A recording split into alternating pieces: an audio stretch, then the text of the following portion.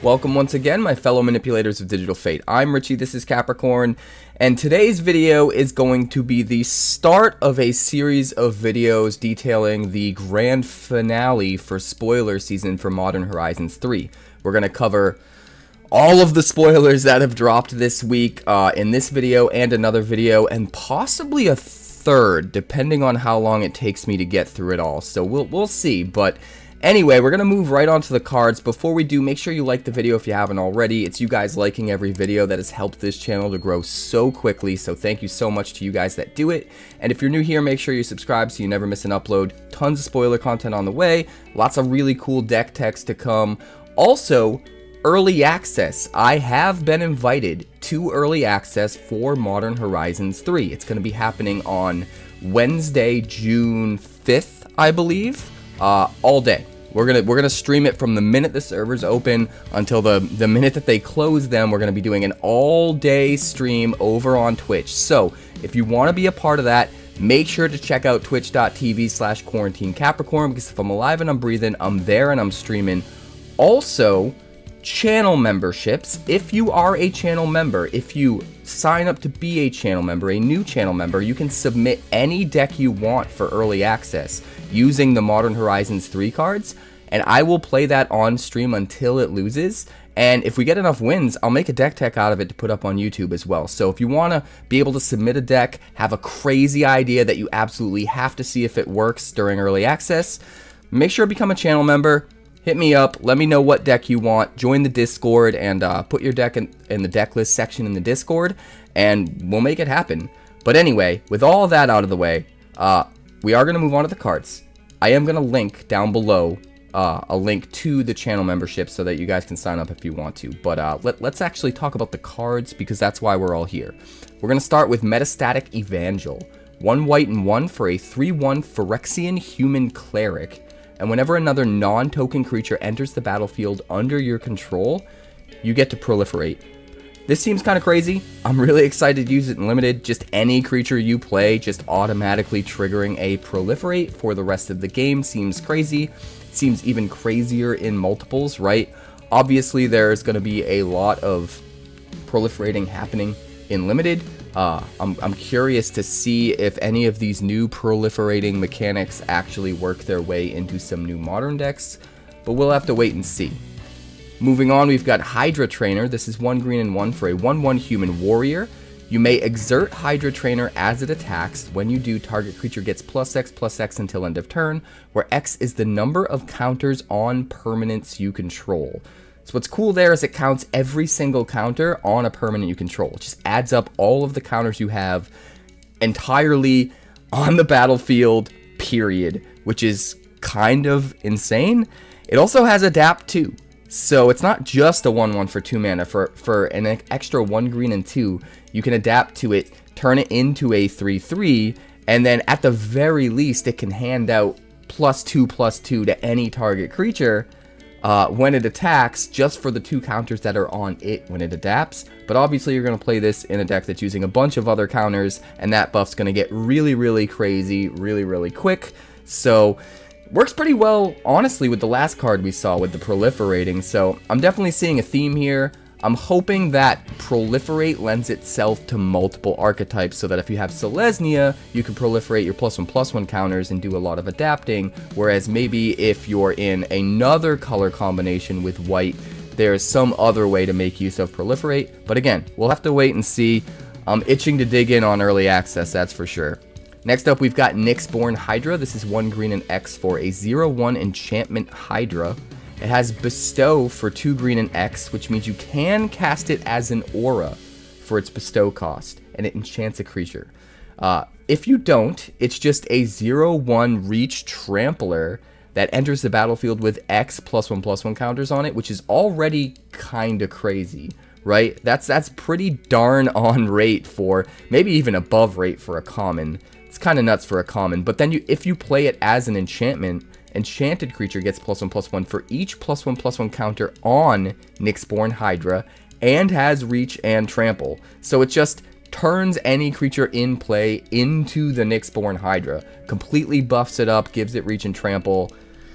That's a lot. Honestly, this is an absolute ton of value for just a common. Again, I have to constantly remind myself that the limited environment is going to be more powerful because it's a modern set. But regardless of that, this on a common just seems nuts to me. Next up, we've got Eldrazi Linebreaker. This is a rare. It's a 3/3 Eldrazi with Devoid and Trample. So it has no color, but you do require color mana to play it. It's one red, one actual colorless Hedron mana, and then one colorless to play this. So it's a 3-drop, requires red, but isn't actually red. At the beginning of combat on your turn, target creature you control gets haste and +X/+0 until end of turn, where X is the number of Eldrazi you control. So even if it's your only Eldrazi, you can give any creature +1/+0 and haste every combat. Like, whatever big creature you play on curve every turn is just automatically swinging with haste and an additional point of power, which seems pretty damn good on your 3-drop 3/3 Trampler, right? But obviously, if you're in an Eldrazi deck, you can go way, way wider and give your creature haste and a huge buff every turn, whatever you're playing that turn, right? So, I don't know, it just seems like a lot of value. It's not nearly as broken as a lot of the other Eldrazi we've seen, but it is a really good card, right? And the haste should be a welcome addition, I think. But we're going to move on here. The next one here is Guardian of the Forgotten. This is 1 white and 3 for a 4/4 Elephant Warrior with Vigilance. It's an uncommon. Whenever a modified creature you control dies, you get to manifest the top card of your library. So if you are deep into a deck that's modifying creatures, whether it's Aura Tribal or Equipment Tribal, or a deck that's utilizing a bunch of +1/+1 counters, I think all 3 of those things have archetypes within this. At the very least, auras and +1/+1 counters do, so this will be super relevant in Limited. But anytime any one of those modified creatures dies, you get a free 2/2 to replace it. Not only that, but it's a manifested card, so sometimes you're going to be able to use the actual card that you manifest and get some value off whatever happens to be on the face down side of it, which is kind of cool. If you happen to hit a creature, right, you could just turn it up manually. If you happen to be playing any flicker type effects or bounce type effects, you can get it into your hand to cast it as the spell or whatever the case may be. But even just getting the 2/2 creature for free every time one of your modified creatures dies is insane extra silver lining value on top of a 4/4 Vigilance for 4. That's a welcome addition in Limited anyway. So I really like this card. But next up, we've got the Hunger Tide Rises. This is 1 green and 2 for an Enchantment Saga. On Chapter 1, 2, and 3, you get to create a 1/1 black and green insect creature token. So it's going to spit out 3 1/1s over the course of 3 turns. And then on Chapter 4, you sacrifice any number of creatures and search your library and or graveyard for a creature card with mana value less than or equal to the number of creatures sacrificed this way and put it onto the battlefield. If you search your library this way, shuffle. So at the very least, you could sack the 3 1/1 tokens you make to search out any 3-drop. So it's a 3 mana thing that eventually finds you any 3-drop. This is going to be particularly good in Limited because in Limited, any kind of tutor effects are a lot better than they would normally be. Just because you have such a limitation on what cards are in your deck. And if you can just get to your bombiest cards, you can usually win the game. So at the very least, being able to eventually tutor up a 3-drop is pretty good, but the ceiling on this is insanely high. You can sacrifice a whole bunch of other stuff. We've seen Eldrazi Scion and Eldrazi Spawn creature tokens aplenty within this set for Limited specifically, so it should be pretty easy to slot this into that kind of a deck that's going wide with token creatures, and then you just sack a bunch and fetch your bomb. And it goes straight onto the battlefield, too. That's the thing you got to remember, guys. It's not just a tutor. It's a tutor that essentially free casts the thing. No, it's not actually a cast. It's not going to get you your Eldrazi cast triggers. But it's going to get you your bomb onto the battlefield. Boom. Just done. And that is going to be insane and Limited. So, in the right deck, where you go wide enough, I think this card's going to be nuts. But next up, we've got Ajani Fells the Godsire. This is 2 white and 3 for an Enchantment Saga. Got another Saga here. On Chapter 1, you get to exile any creature an opponent controls with power 3 or greater, so you get a little bit of removal there. And then on Chapter 2, you get a 2/1 White Cat Warrior creature token and a Vigilance counter. on a creature you control. So that's kind of like almost 3-for-1 value already, right? You get rid of one of their things, you get a 2/1, and you get a vigilance counter that doesn't necessarily have to go on the 2/1. It can go on a different creature. It can go on a bigger, much more threatening creature that's going to get more value out of the vigilance counter. And being able to split that is what kind of helps this card be a little bit better than it otherwise would. And then on Chapter 3, target creature you control gains double strike until end of turn, and obviously when you combine that with the vigilance counter going on your best creature, that can be really problematic for your opponent. This card isn't insanely over the top, but in the right limited deck, it's going to provide a good amount of value here. It's at least kind of like a 3-for-1, right? Which has to be at least playable. So I like the card. I don't think it's insane or anything, but it will absolutely find a home. Next up, we've got Necro Dominance. We saw this during League Season. This is 3 black for a legendary enchantment. It's basically a fixed Necropotence. Not really, though. It's just Necropotence, you know, copy 5 through 8. You skip your draw step. At the beginning of your end step, you may pay any amount of life. If you do, you draw that many cards, and your maximum hand size becomes 5. So it's not as crazy broken as Necropotence. You can only hold on to so many cards, and you do still get those cards at your end step. So it's not like you can fill up on cards, you know, and carry them over into the start of your next turn. And if a card or token would be put into your graveyard from anywhere, you also have to exile it. So a little bit of a downside there. I think this is pretty balanced. I think them attempting to make a fixed Necropotence is a worthy cause, although I don't know how fixed it is when you take into account the fact that you can just run this alongside Necropotence and just increase the consistency of getting your draw engine, even if it is a, you know, powered down version. I still think it's a pretty good card because of that. Next up, we've got Horrid Shadow Spinner. This is 3 mana in the colors of Dimir for a 2/3 horror with lifelink, and whenever it attacks, you may draw cards equal to its power, and if you do, you discard that many cards. So pretty cool here. You get to loot for 2 every time it swings, but it's also a lifelinking body, which helps make it that much more valuable. Lifelink in particular in Limited is a lot better than it is in Constructed, and can a lot of times make the difference between winning the race. So definitely a welcome addition on an uncommon here. There are a number of ways to get value off of drawing extra cards in this set. And I'm assuming the limited archetype is going to lean into that. So I think that's where the value of this card comes from. I think just in a vacuum, drawing, you know, looting 2 cards a turn isn't super good. It's definitely a welcome addition. It's definitely going to help you dig for your bombs. But specifically, if you're in the archetype that's going to get extra value off drawing multiple cards, you can get that extra value regardless of the fact that you have to discard the same amount of cards. And really make the most of a card like this. So I expect this to show up pretty often in those sorts of archetypes. And outside of those archetypes, it's probably like your 22nd, 23rd card in a draft. Next up, we've got Fanatic of Rhonas. I kind of love this guy. 2 mana for a 1/4 Snake Druid. You can tap it for 1 green mana, so it's a 2 mana dork. It's no Llanowar Elves, right? But it does have Ferocious. If you control a creature with power 4 or greater, you get to tap it for 4 green mana instead.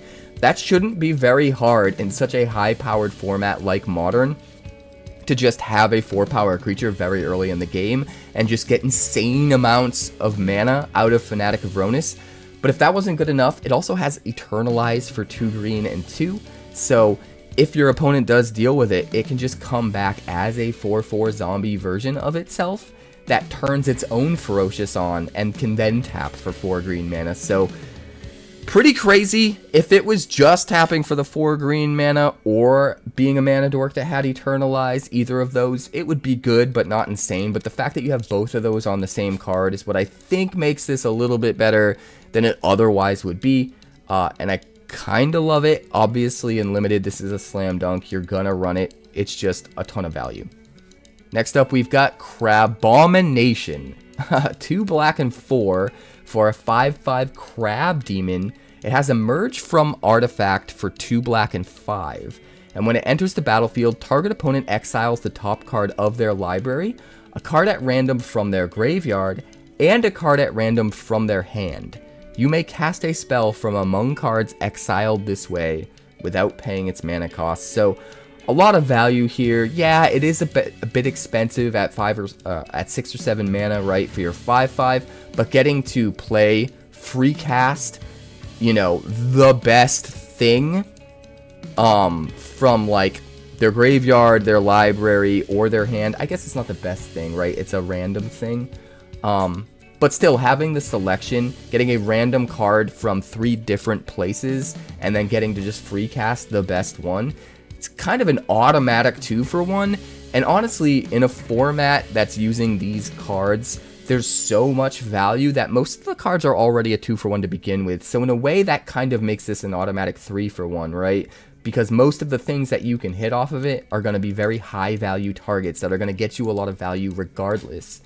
So the more powerful the format, I think the better this is. It's not necessarily Breach the Multiverse, although it might be better in certain situations because the ability does trigger on entering the battlefield. So it'll trigger if you know, reanimate it from your graveyard. It'll trigger if you flicker this thing. Just a lot of value to be had here, and a very fun card, being that it's a crab demon. Next up, we've got Buried Alive. That's right, Buried Alive is back. 1 black and 2 for a sorcery. You get to search your library for up to 3 creatures and put them into your graveyard and then shuffle. This card's always good with any decks that care about your graveyard and needing specific cards in your graveyard, whether it's a Reanimator deck or something that's using a bunch of flashback, or whatever the case may be. Maybe just fueling your deck with things like Threshold. So this will help enable any kind of those strategies that might pop up as archetypes within Limited. So a welcome addition for sure. Next up, we've got Mindless Conscription. This is 1 black and 2 for an enchantment. When it enters the battlefield and whenever you draw your 3rd card each turn, you get to amass zombies 3, which means you make an army, a zombie army token. If you don't have one, it's a 0/0 token, and then you put a number of +1/+1 counters on it equal to whatever the amass number is. So amass zombies 3, you'd make an army token, put 3 counters on it, you'd basically have a 3/3 token creature. But what's important to note is if you already have the zombie army token, you will not make another one. Just to clarify for those of you that haven't played with amass yet. So if you still have your 3/3 zombie and then you amass again, it's going to become a 6/6. And then it's going to become a 9/9. And then if they kill your zombie, the next time you amass, you'll make a new 0/0, put the 3 counters on it, and you'll have a 3/3 again. So kind of a lot of value to be had here on an uncommon, honestly. As long as you can draw a lot of cards. That brings me back to that card we saw earlier where you can loot for cards every single turn when you swing. Stuff like that's going to be really important for turning on abilities like this in that specific archetype. So this can get crazy.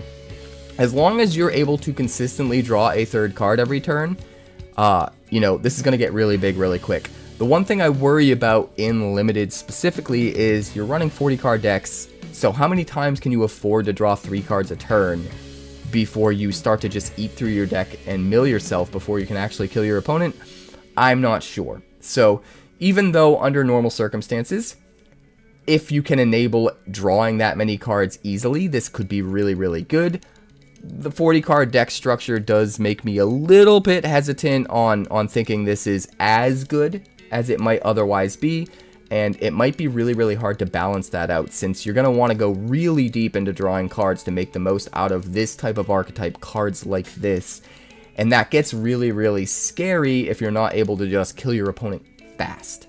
So I don't know, we're going to have to see where the rest of the cards within that archetype wind up, but if the deck isn't super, super fast, I'm not 100% sure how safe it would be to go that route. Next up, we have Eviscerator's Insight. This is 1 black and 1 for an instant. As an additional cost to cast it, you have to sacrifice an artifact or a creature, and then you draw 2 cards.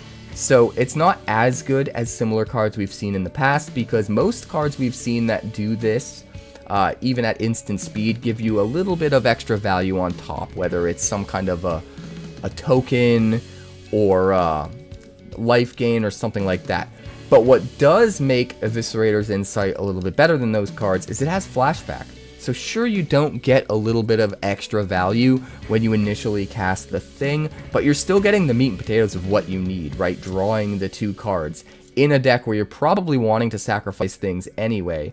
And then you can flash it back later, and granted the flashback cost is expensive, but again, you're drawing 2 cards. So over the course of the game, you're drawing 4 cards and enabling sacrifices twice, which in the right deck could matter if you really need a way to sacrifice things, if you specifically want things sacrificed. Maybe you have cards with Eternalize that are going to be way better when they come back as 4/4s, that sort of thing.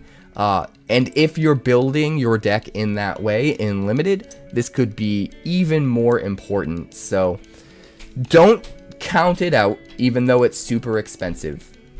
This could end up being very important in Limited. Next up, we've got Charitable Levy. This is Levy. Charitable Levy. This is 1 white and 1 for an enchantment. Non-creature spells cost 1 more to cast. And whenever a player casts a non-creature spell, you put a collection counter on Charitable Levy. Then if there are 3 or more collection counters on it, you sacrifice it. If you do, draw a card. Then you may search your library for a plains and put it onto the battlefield tapped, and then shuffle. So kind of cool. You can stall your opponent out in the early game, make it harder for them to use their removal and stuff as you build their board state, as you build your board state.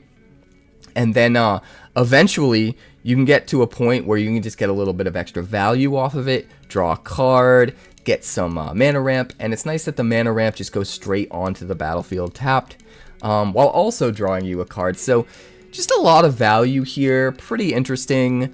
I don't know how good it is, honestly. The 2 abilities kind of are at odds. You sort of want to keep it on the battlefield to keep taxing your opponent's stuff. At the same time, you could potentially sacrifice this on a key turn where you need it to go away so that you can cast your own big non-creature spell that you might be 1 mana short of casting with this in play. And then you get this extra value on top of it, drawing a card, ramping a plains onto the battlefield, that sort of thing. Pretty cool that you go from having every non-creature cost 1 more to getting rid of that and getting an extra land. And in a way, that feels like it ramps you 2 for non-creatures, which is kind of interesting. I'm curious to see how this card will play out in Limited for sure. Maybe it's not meant for Limited though. Maybe this is meant to be some kind of a sideboard card. I don't know, is this usable in Modern? Let me know in the comments. Moving on, we've got Phyrexian Tower. This is another reprint. I know some of you out there are surprised when I know that a card's a reprint. Sack a creature and tap this to add 2 black mana, or just tap it to add a colorless. This card gets a little bit better in a set like this. Normally that tapping it for colorless is not great. It is just the downside of the card, is that normally it only gives you colorless mana. But in a set like this, where it's so focused on, you know, colorless Hedron mana, the Eldrazi, and certain cards that need to specifically use colorless mana to be played, it's nice that this can make colorless or black. So a card like this is gonna go up in value in a set like this in Limited. Even though it is a mythic, it's not gonna come up very much in Limited. Also just a great card. So glad to see it come back. Next up, we've got Ghostfire Slice. I kind of love this card. This is 1 red and 2 for an instant. It does have Devoid, so it technically counts as a colorless card and not a red card. It costs 2 less to cast if an opponent controls a multicolored permanent, and then it just deals 4 damage to any target. So 3 mana, instant speed, 4 damage to any target, even to the head if you just need to close out the game, is already kind of good, right? It's not crazy when you take into account the fact that this is going to see play in Modern, or it's going to try to see play in Modern, right? The power level is just so much higher in that format, but it's still good. It's still fine. 3 mana for 4 damage because it can hit anything, planeswalker, creature, the head, whatever, and you can't avoid it with protection from red. All of that is good. But obviously this is going to be a lot better if your opponent controls a multicolor permanent. You can just cast this for 1 red mana. At that point, it's just a super lightning bolt. It's a lightning bolt that does 4 damage instead of 3, and also is colorless, so you can't prevent the damage with protection from red. So just a super lightning bolt in that situation. But I think even just at the floor, the card is good enough. It's absolutely going to see play in Limited. But I'm curious to see if it's good enough to make the cut in Modern. Next up, we've got Abstruse Appropriation. I kind of love this card. I said recently on a short that this is probably the best removal ever printed, and I kind of mean that, and at the same time don't mean that. If you're looking at sheer quality, I think this is the best removal ever printed, just at how powerful it is, just the sheer quality of the card. But when you take into account, you know, how efficient the card is, including like how quickly you can cast it, what other spells you can cast alongside it because of how much it costs and how expensive it is, I don't necessarily think it's the best removal ever printed, but I digress. This is 4 mana for an instant in the colors of Orzhov. It is devoid, so it's technically not Orzhov. It is colorless. You get to exile any non-land permanent. So it's an instant speed Vindicate for 1 more mana. That's not great, but you may cast that card for as long as it remains exiled, and you may spend colorless mana as though it were mana of any color to cast that spell. So if you're in a deck that's already trying to use colorless mana, an Eldrazi deck or whatever, it's going to be really, really easy to cast whatever you happen to hit. If you are not in that deck and you're in just like a 3-color deck or whatever the case may be, there's still a decent chance you'll have the right color to cast the thing. And if not, you could always hold this and maybe hit like the second best target, because being able to play that thing might be more value in the long run than just getting rid of the worst target. But having that option might be kind of cool. It's also worth noting, if you just run this in a 5-color deck, it doesn't matter if you have colorless mana or not to generate the mana of any color, because you're already going to have mana of every color. So there are a number of different ways I could see this being played. I don't necessarily think this is the end-all be-all removal in Modern specifically, because that format is so fast that 4 mana is probably too much. But in something like Commander, this card's going to be absolutely crazy. And just the sheer value you get of just hitting the most important permanent on the battlefield and then getting to play that yourself at no extra cost as far as card advantage is concerned seems kind of nuts. So I don't know, I just love the card. But we're going to move on here to Golden Tail Trainer. This is 3 mana in the colors of Selesnya for a 1/3 Fox Samurai. Aura and equipment spells you cast cost X less to cast, where X is Golden Tail Trainer's power. So this is another one that's meant to be in the Aura Tribal style deck, or potentially Equipment Tribal. I don't know. I haven't seen enough to know if Equipment Tribal is an archetype within Limited in the set, but we'll find out. Whenever Golden Tail Trainer attacks, other modified creatures you control get +X until end of turn, where X is Golden Tail Trainer's power. So this is another card that can be used a multitude of ways, right? It can be good in +1/+1 counters deck, even if you can't utilize that first ability with Aura or Equipment, or it can be good in an Aura deck, even if you don't have a ton of modified creatures. Maybe you're not deep into the +1/+1 counters, which is the easiest way to modify the most amount of creatures, right? You don't have to commit an entire Aura card to a creature to make it modified. But maybe there's some situations where you can actually utilize both. Maybe you're going deep into modified, period, and you're using counters and Aura and maybe Equipment, and you just get all the value in the world out of this guy. So I kind of like that it can see play and be useful in a multitude of decks that are kind of tilting more in one direction or the other. And if you're somehow able to double up on all of the different types of modifying your creatures, you can get even more value out of this. So it's one of those gifts that keeps on giving. But moving on, we've got Emrakul's Messenger. This is 1 blue and 1 for a 2/1 Eldrazi Fairy Rogue. I don't think we've ever seen an Eldrazi Fairy before. Let me know in the comments if I'm wrong. But a 2/1 for 2 mana with flying and devoid, so it technically has no color. And whenever you draw your second card each turn, you create a 0/1 colorless Eldrazi spawn creature token that can be sacrificed to add a colorless Hedron mana to your mana pool. This thing just does a lot. I mean, a 2/1 flyer for 2 is already kind of okay. Maybe not as okay in a Limited set that's as powerful as this set is, but under normal circumstances in Limited, a 2/1 flyer for 2 is already going to be kind of okay right out of the gate. But the fact that you can trigger this off of drawing a second card, you don't even have to draw 3 cards, right? We've seen a lot of cards trigger off of drawing 3 cards a turn. This you only need to draw 2. This is much more reasonable. And you can trigger it once on your turn and once on your opponent's turn. So if you have a way to just draw an extra card on your turn and then at instant speed draw 2 cards on your opponent's turn, you can effectively make 2 of these Eldrazi spawn creature tokens every turn cycle. That can very, very quickly ramp you up with mana to your big nasty bombs, your big Eldrazi, or whatever. This could get out of hand really quick, while also flying in for 2 damage every turn. I kind of just love it. It might not be as good as I think it is, specifically because the power level of this set is just through the roof. But my gut says it's great. And I want to play with it for sure. I want to test it out. I kind of just love it. But next up, we've got Recruiter of the Guard. This is 1 white and 2 for a 1/1 human soldier. When it enters the battlefield, you may search your library for a creature with toughness 2 or less. Reveal it, put it into your hand, and then shuffle. I really don't know how to evaluate this card. On the one hand, it is a tutor stapled to a body that can be flickered, that can be bounced, that can be recast, and just keep tutoring, right?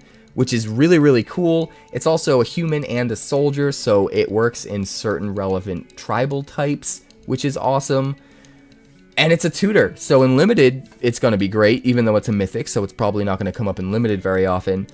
That being said, it is just a 1/1, and it only finds a creature with toughness 2 or less, so I feel like there's something very specific this was meant to slot into that it is really, really good for, and I can't quite put my finger on what it is. Is there already a modern deck that exists in the meta that this would just be insane in? Is there something this specifically works super, super well with as far as being able to tutor toughness 2 creatures? I'm not sure. Let me know in the comments if you think you really know the way this guy's meant to be used, or I guess girl, to really just get the most value out of it, because I'm super curious. It specifically, it's got to have something specifically in mind, right? To really, really turn this card up to 11. I'm super curious what that is, so let me know in the comments.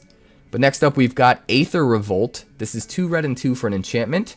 It has Revolt, so as long as a permanent you control left the battlefield this turn, if a source you control would deal non-combat damage to an opponent or a permanent an opponent controls, it deals that much damage plus 2 instead. And then whenever you get 1 or more energy, Aether Revolt deals that much damage to any creature. Or sorry, to any permanent. Not any permanent. To any target. Period. So this is insane. If you turn on Revolt, every time you get an energy, you do 3 damage to a target, as long as you're getting energy in specific different triggers, right? If you get a whole bunch of energy at once, you're still only going to deal 3 damage, right? No, you're going to deal however much energy you get plus 2. But if you can get your energy just 1 energy at a time, every single one of those energies is going to deal an extra 2. So you're going to lightning bolt whatever you want, including your opponent's head, for every instance of 1 energy you generate while this is out, which is kind of insane. Now, a permanent does have to leave the battlefield during the turn in which you're trying to do the extra damage, but even if you haven't turned that part of the ability on, you still get to do damage to whatever you want equal to energy. So even if nothing's left the battlefield, if you gain 3 energy in a turn, you can still lightning bolt something. Or if you gain 2 energy in a turn, you can still shock something for free without using up a card, without even having to use that energy, which I think is the key part of the card. It's also worth noting there are so many ways to generate Eldrazi creature tokens that are just these little dudes that sacrifice for a mana, so you don't have to have a permanent that is a non-token leave the battlefield, right? Just any permanent. So all you gotta do is sacrifice one of those little Eldrazi creature tokens to get a mana, and it turns this Revolt ability on, and you're doing extra damage. So in a deck that can go wide with those and generate a lot of energy, this card can just be insane and not only serve as reusable removal for everything on your opponent's board, but also just finish the game outright by nuking your opponent's head. I kind of love it. I think this card is insane. It'll be super fun as a build around in Limited, and there's absolutely, if there's an energy deck, right, this has to be the core of how it wins. You combo out into insanity with this, right? If there's a specific energy card that you think combos insanely well with this, that just allows it to go off, let me know, because I know it's out there, and I know this card's going to be nuts, for sure. But moving on, we've got Invert Polarity. This is a really cool counter spell. It's an instant for 2 blue and 1 red. You choose target spell and then flip a coin. If you win the flip, you gain control of the spell and get to choose new targets for it. If you lose the flip, you counter that spell. So at the very least, even if you lose the flip, it's counter whatever spell for 3 mana, which is on rate. It's not great in a format like Modern, where the power level is so much higher. But again, that's just the floor. The ceiling here, the upside is if you win the flip, you get absolute insanity, right? If your opponent casts Time Warp or whatever, not only do they not take an extra turn, you stop that, but you also take an extra turn yourself because you get to play that Time Warp for free, which is just bananas. Just bananas. Now, I do want to point out there are ways for this to whiff. If you have a board full of creatures and your opponent casts Wrath of God, you really have to hope that you lose the flip, because you want to counter that, right? If you gain control of it, there's no way to choose to just let it whiff. No matter what, you still have to cast the thing. You just get to choose new targets, and Wrath of God doesn't have targets, so no matter what, your board still dies. So there are ways for this to whiff. That being said, if you're building your deck to focus on the upsides of a card like this and mitigate the downsides, like if you're in a control deck that isn't often going to worry about losing your board to a wipe and instead is going to be the person trying to wipe usually, then that downside isn't going to occur very often. So I think if you can focus on playing to this card's strengths, it could be really good. And then obviously if you're in a deck where you're able to take advantage of, you know, flip mechanics, cards that actually allow you to mess with flips, reflip things, and just kind of lean into getting the most out of flip a coin mechanics, you can make this card a lot better. But I don't know. The jury's out. Is this card good enough? Let me know in the comments. Moving on, we've got Ondu Knotmaster. This is a 2/2 core rogue with lifelink for 4 mana in the colors of Orzhov. And whenever another modified creature you control dies, you get to put 2 +1/+1 counters on it. That's already pretty decent. It's not insane in a set that's this power level. I think in a normal standard set, it would be pretty insane. But it's still good. It's still good even here. It can just get bigger and bigger and bigger when modified creatures die, and then it becomes a modified creature itself as well. So if you're in the modified archetype in Limited, you could do a lot worse than to have something like this in your 4-drop slot. But I think what makes it good enough to actually be on par with other cards at the power level that this set is at is the adventure side of this here. Throw a line as a sorcery for 2 mana in the colors of Orzhov. You get to distribute 2 +1/+1 counters among 1 or 2 target creatures. So early in the game, you can turn on all of your modified shenanigans by putting a counter on one creature and a counter on another creature. Create effectively 2 modified creatures out of nothing for just that 2 mana, and then still have this guy sitting in exile ready to be cast. So that just gives you so much card advantage. And specifically if you're in that archetype that cares about modified creatures, I think that's where this card gets really turned up to 11 and actually sees a lot of play. Outside of that, he's kind of like fine, right? He's valuable, but if you're in the modified creature archetype, I think he's going to be really, really good. So I'm excited to try him out for sure during early access. We'll be messing around with it, I think, but we're going to move on. Next up, we've got Furnace Hellkite. This is a 5/5 artifact dragon for 2 red and 5. It has affinity for artifacts, so if you have up to 5 artifacts in play, you can reduce the cost by up to 5. It can come down for just 2 red mana if you have those 5 artifacts in play, which is kind of nutty. A 5/5 flyer for 2 mana. But then it also has pay 1 red to give it +1/+0 until end of turn, so it has the traditional fire-breathing ability. Honestly, getting a 5/5 flying fire-breathing dragon for only 2 mana in the right deck seems really good in limited. Specifically, it's an uncommon, so you can, you know, dig into these, draft these up pretty easily throughout the course of a draft, and then have pretty crazy payoff for the Affinity for Artifacts deck. So I'm kind of loving just how valuable the payoffs for Affinity for Artifacts are at the, you know, common and uncommon levels. And this card's no different. This card's awesome. Next up, we've got the Creation of Avacyn, another uncommon. This is 2 black and 1 for a saga. On chapter 1, you search your library for a card, exile it face down, and then shuffle. That right there already makes this card pretty insane and limited, because again, tutors in limited are insane. If you can just find your bomb, a lot of the times you can just win. So any card, exile it face down, and then shuffle. On chapter 2, turn the exiled card face up. If it's a creature card, you lose life equal to its mana value. And then on chapter 3, you may put the exiled card onto the battlefield if it's a creature card. If you don't put it onto the battlefield, put it into its owner's hands. So if it's a creature, it's going to be even better, right? Because you're going to get to just put it into the battlefield for free, even if it's expensive. So you could play this as early as turn 3, and then on 5, get the biggest thing in your deck, your huge Eldrazi or whatever. Granted, it's going to cost you a lot of life to do it, and you lose that life before you get the payoff. So it is super risky, but the payoff is insane, especially in limited, right? If you have the right bomb. But I think what makes this card even better is the fact that you get to choose, right? So if by turn 3, you're going to know if you're up against an aggro deck or not, maybe you don't search up something that's insane. Maybe you search up something with a cost that's a little bit more reasonable so you don't lose as much life. And maybe it's a key card that helps you specifically deal with aggro.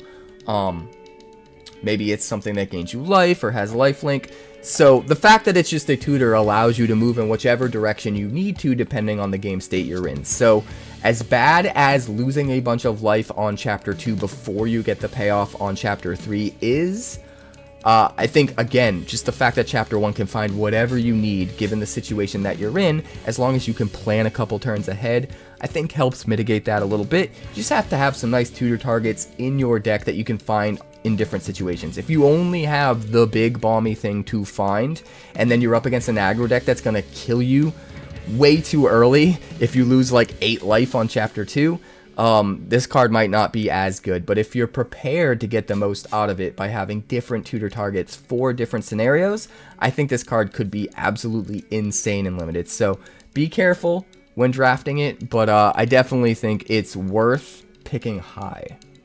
Next up, we've got Static Prison. This is 1 white mana for an enchantment. When it enters the battlefield, exile target non-land permanent an opponent controls until Static Prison leaves the battlefield, and then you get 2 energy counters. So crazy. At the beginning of your pre-combat main phase, sacrifice Static Prison unless you pay an energy. So at the very least, this is a 1 mana thing that exiles something temporarily and gives you 2 energy for 1 mana, which even if you use it that way is kind of crazy, right? Even if you're not trying to get rid of something forever, but you're just trying to get ahead tempo-wise and give yourself some breathing room and get rid of something for a turn and then also build up energy for an even better energy payoff, you could always use it that way, right? Or you can just keep spending energy if you're in a deck that's deep into energy and has no problem generating tons of energy every turn. You just keep spending energy and keep that thing exiled forever. And never have to worry about it for only 1 mana. So there's a lot of different ways this could be kind of taken advantage of. Now, granted, most of the time, this is going to end up coming back to haunt you. Unless you are specifically driving down one of those roads, going for one of those specific scenarios. If you're trying to keep it gone forever and then running out of energy because you're not deep enough into energy, it could come back to bite you. But either way, there's just a lot of versatility in how this can be used, and I think that helps make up for it. So I think it's really cool, you know?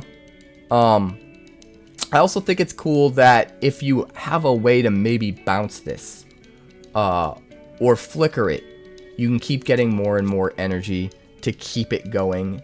And you can also kind of upgrade what it exiles. So if you get it out early, exile an early threat, get the 2 energy. Before the energy's gone, you're able to flicker this, return it to your hand, and recast it. Now you can, you know, they get their thing back, but maybe you take out an even bigger threat, and you get 2 more energy, and you keep it going. So a lot of cool ways you could probably use this if you're clever enough. Next up, we've got Junk Diver. This is another reprint. Kind of love this card. Just a 1/1 flyer for 3 mana, and when it dies, you return another target artifact card from your graveyard to your hand. I think this is meant to be filler for the, you know, affinity for artifacts or artifact heavy deck. Could be really good. You know, if you have valuable enough artifacts, can serve as a nice little chump blocker, buy you some time, and then get your best artifact back. Could be really cool. Hard to say until we see the deck in action, until we see the set in action, rather, specifically in Limited. But love to see it return just thematically because it's such a fun card. Next up, we've got Deem Inferior. This is a common for 1 blue and 3. It's a sorcery. I guess the dogs like it, huh?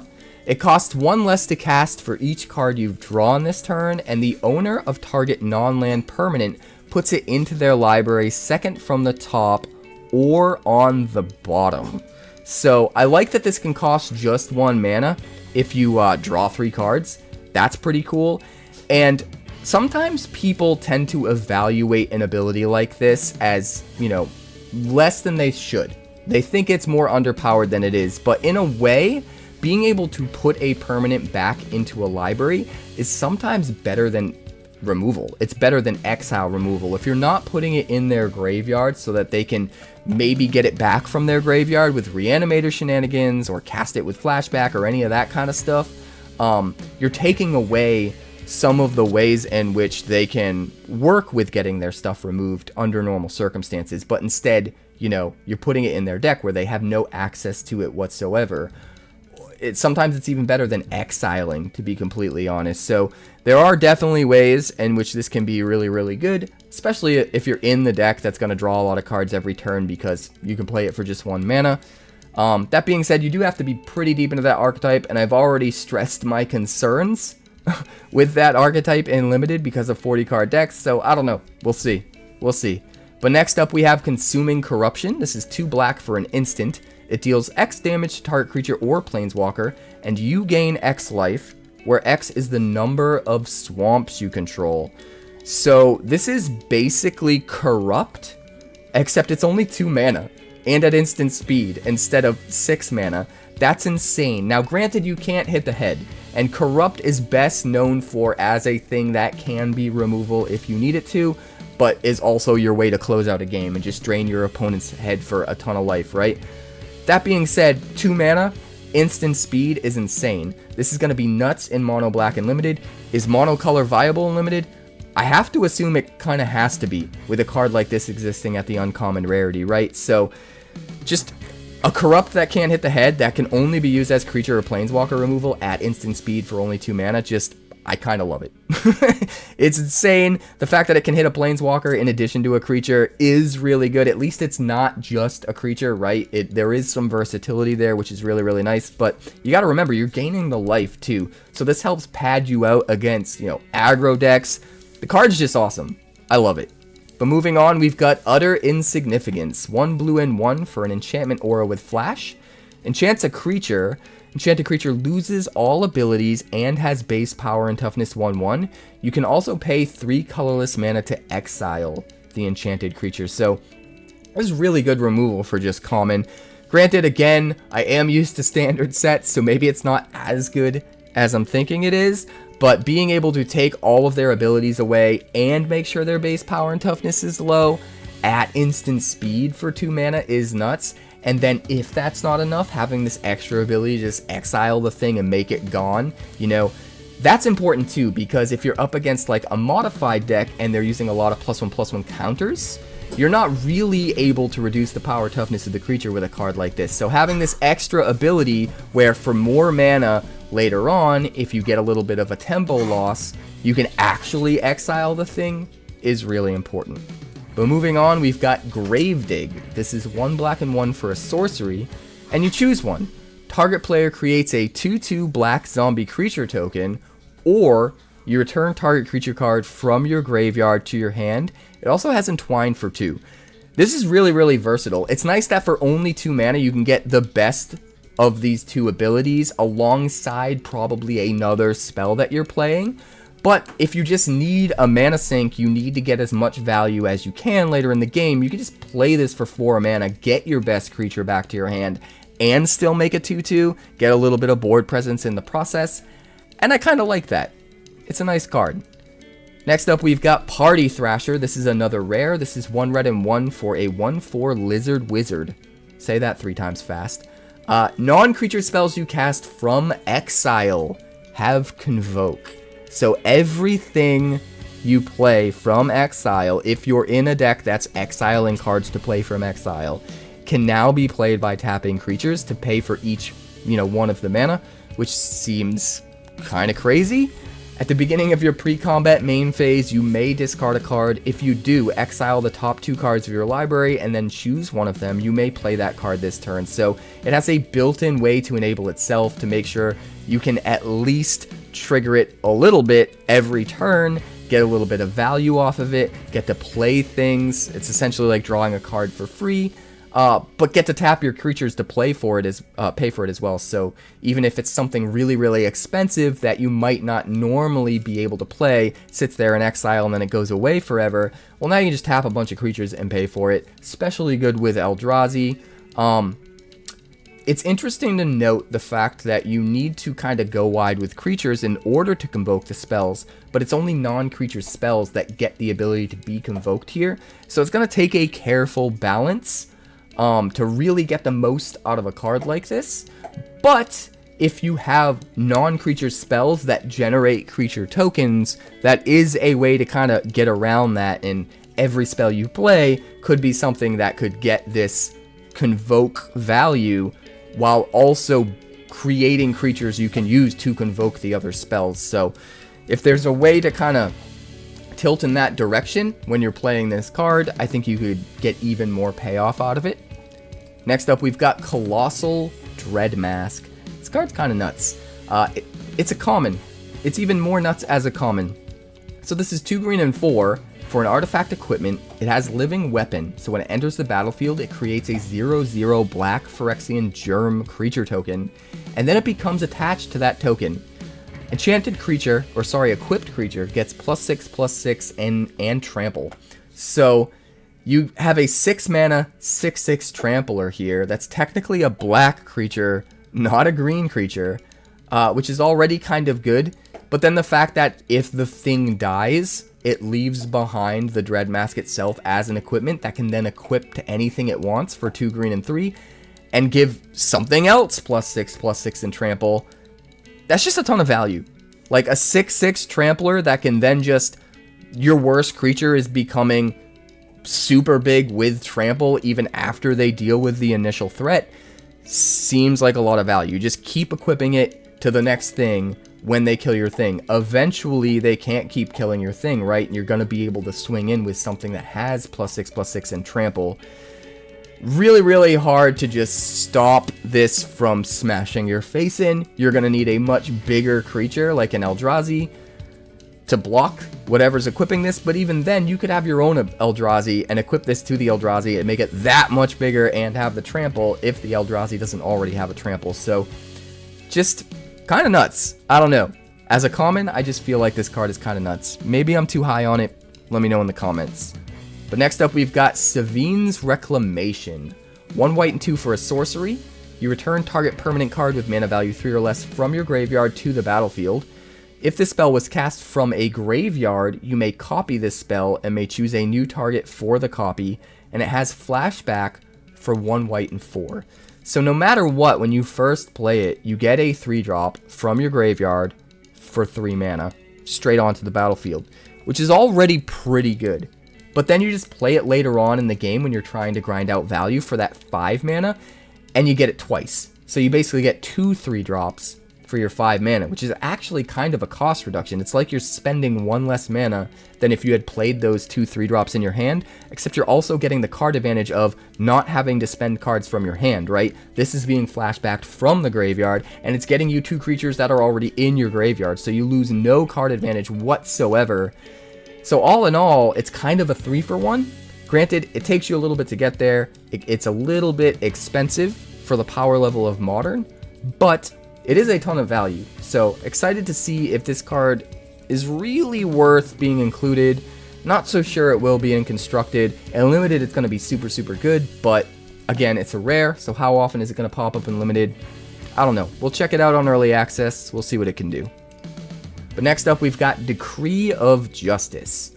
2 white and 2 plus double X for a sorcery. You create X 4/4 white angel creature tokens with flying. It also has cycling for 1 white and 2, and when you cycle Decree of Justice, you may pay X. If you do, create X 1/1 white soldier creature tokens. I've always loved this card, because if you get it earlier in the game, you can just cycle it and draw a card, and maybe not have to pay nearly as much as hard casting it, still get some value, right? You draw a card to replace it, still get some 1/1s, which is nice. But if it's later in the game, and you've built up a ton of mana, you can also use it as a win condition and just dump all of your mana into it, get a ton of 4/4s with flying, and use them to just close out the game. So being able to use this in 2 different scenarios in 2 different ways is really nice. In the past, this card has also been used in conjunction with certain cycling payoffs, so that the cycling mode of this is even better than it otherwise would be, and sometimes it's even better to just cycle it regardless of if you have a ton of mana to put into hardcasting it. I'm not sure if that's going to be relevant in this set, or if it's going to be relevant in Modern, but we'll see. If you think it will, let me know in the comments.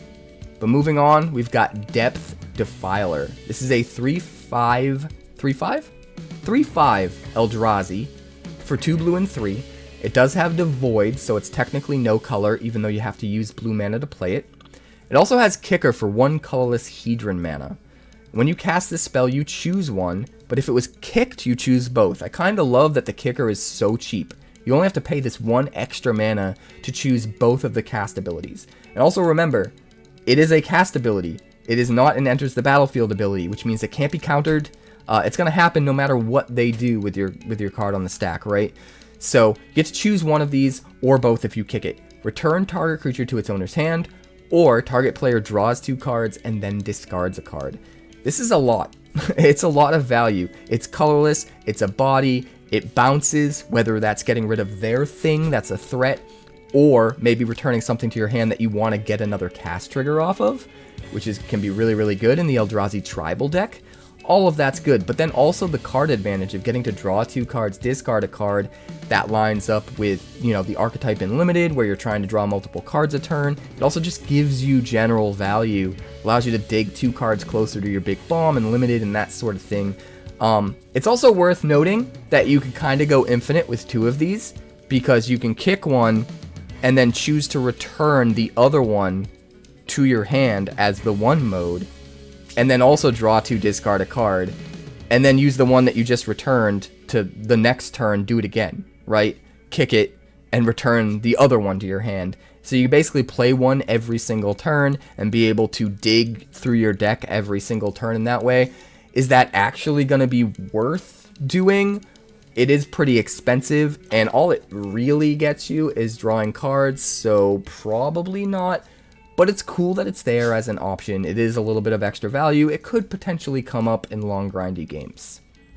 Next up, we've got Planar Genesis. This is 2 mana in the colors of Simic for an instant. You look at the top 4 cards of your library. You may put a land card from among them onto the battlefield tapped.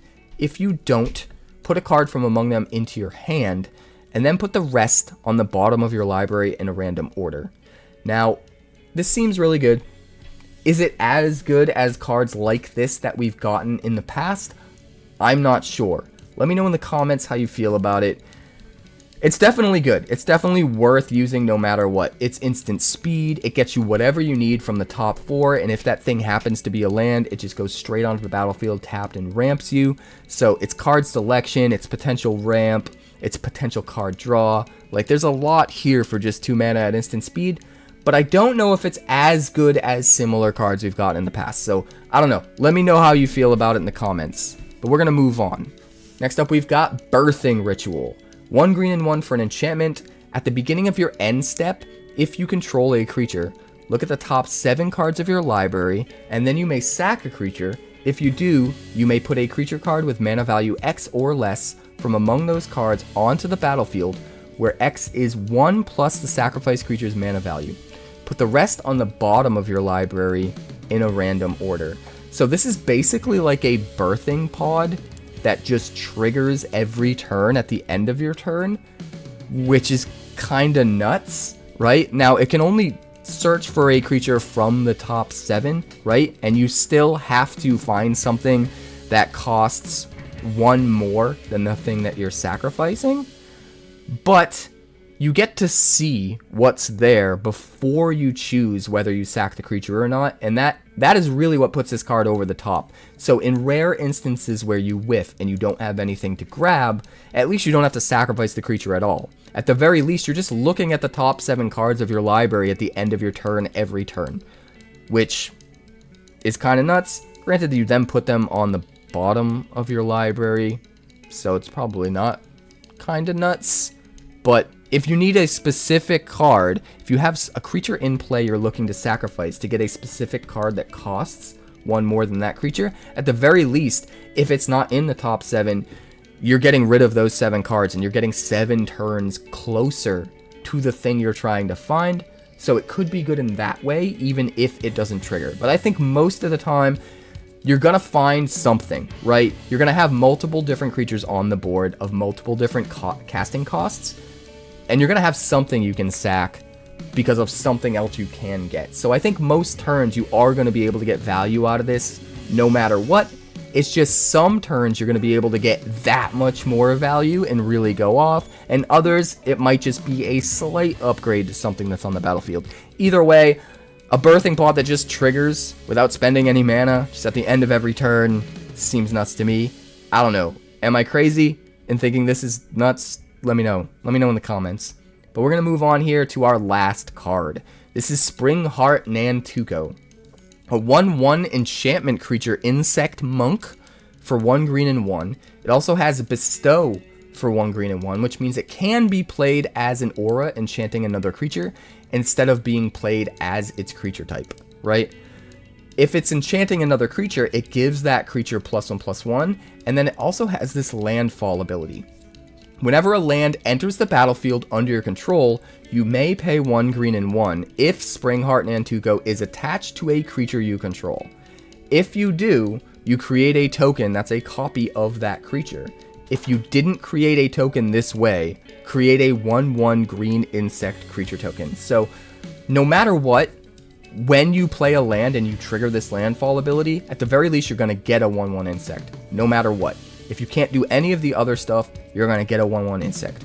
But if this is enchanting another creature, it basically turns it into a Scute Swarm, which is insane. Absolutely insane. Because the thing about Scute Swarm is it's just a 1/1. Now, granted, you can't just go exponential with whatever creature this is enchanted to like you can Scute Swarm, right? So there are pros and cons to this.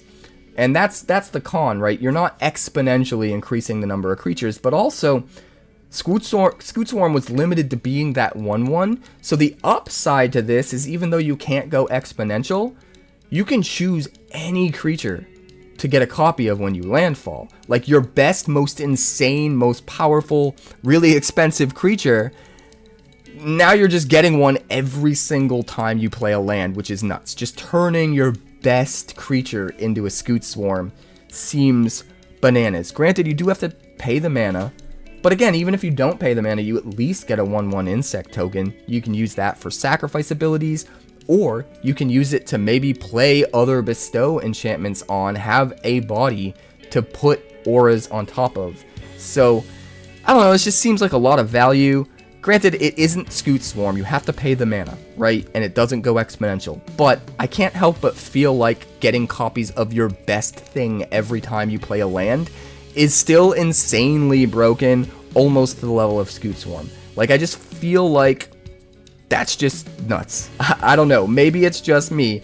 Let me know in the comments if you think I'm over-evaluating this card, but I think it's bananas. I still remember the nightmare that was Scute Swarm when it was first released on launch day for Zendikar, and like games were constantly bugging out from that thing just going way overboard and generating way too many tokens, and Arena couldn't keep track of it. So I get a little bit of PTSD when I think about that card. So I don't know. Let me know in the comments if you think I'm over-evaluating this card. But that's going to do it for today. I've got a bunch more videos on the way. The grand finale of spoiler season. Trying to get through all the cards that have been spoiled. And we'll get there. I'm working on them. They're on the way. But for now, make sure you like this video if you haven't already. Thank you to you guys that have liked the video already. It means a lot. It's because of you guys that this channel is growing so fast, and it means absolutely everything to me. If you're new, make sure you subscribe so you never miss an upload. Got tons of spoiler content on the way, tons of deck techs on the way as well, and don't forget about early access. June 5th, Wednesday, pretty much all day. It's not 24 hours like it used to be, but they did extend the timing window from last early access, so it's going to be a much longer period of time where we have access to those servers. I will be streaming it all day, so catch me live over on Twitch. That's twitch.tv/quarantinecapricorn, because if I'm alive and I'm breathing, I'm there and I'm streaming. I'll see you on early access. If you become a new channel member, like I said, you get to submit a deck. Told you guys this at the beginning of the video. You can submit any deck you want, and I will use it on early access until it loses. If we get at least 3 wins with it, I will make a deck tech out of it, put it up on YouTube. If that sounds interesting to you, become a channel member. Help support me. I would really appreciate it, and I'll see you guys there. So thanks for hanging out. More videos are on the way.